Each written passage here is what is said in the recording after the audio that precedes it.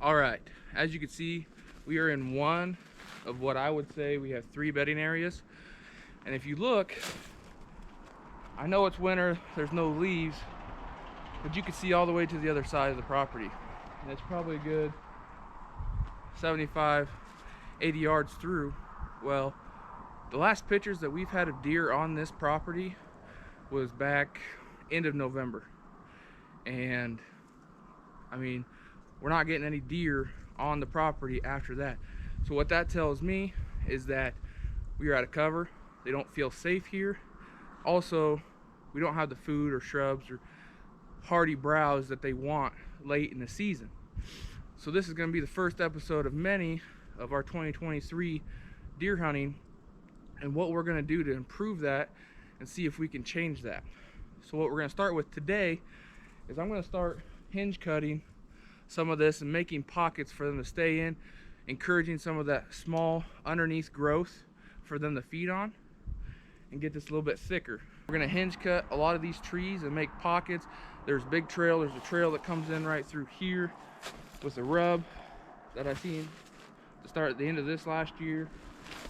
There's another big rub back in there, and it's kind of like a T of how they cross. They come in, they either come from the creek or they come up this little slough. There was a big scrape tree that I'll show you, and then they followed out and followed along the creek and went to where eventually our new food plot will be, that this year we'll have brassicas in, hopefully. But this will just be the first episode. We're going to start at this one. We're going to do a little bit here. I'm not going to try to do it all today. Do it in increments. I'm going to make sure I cut at waist height. That way, I don't care above. You want to think of it as a deer's perspective of what they're being able to see. So if you cut at waist height, you know, they'll be able to, it'll block out a lot of that far vision. You're wanting to see, have a rule of, like, say 50 yards. You know, you shouldn't be able to see past 50 yards. If you can, then you're having a problem. There's not enough side cover for them. They're not having to come in, walk around, you know, and actually check for those does. They're able to walk right next to it, look in and say, yep, there's nothing in there, adios, next spot. We're wanting them to come in here, feel safe in here, take their time, come through, hit the scrape, and work their way out to our feeding.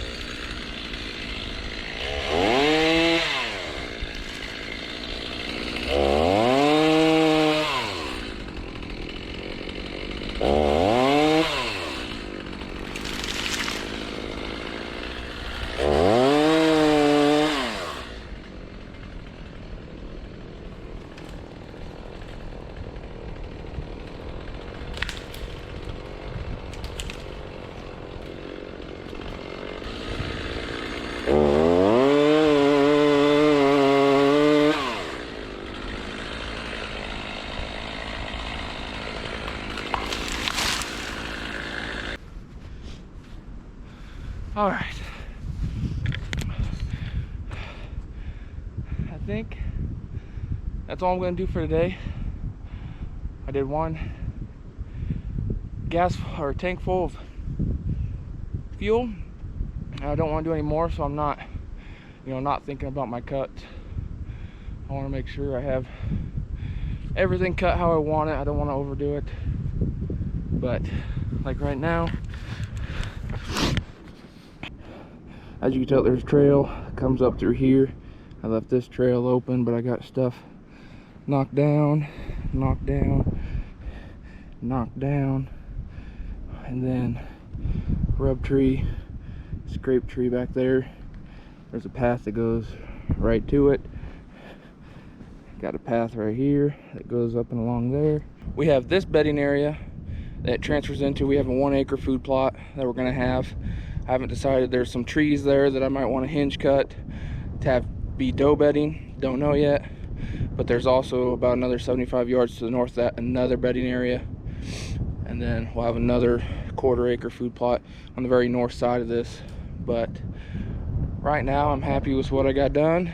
I'm kind of tired, and I think what I'm gonna do, I'll just wait a week, come back, do the south side a little bit, and then just keep working along. And I'm gonna bring you guys with me so you guys can be along for the journey and see if this fall, if it pays off. So thank you for watching.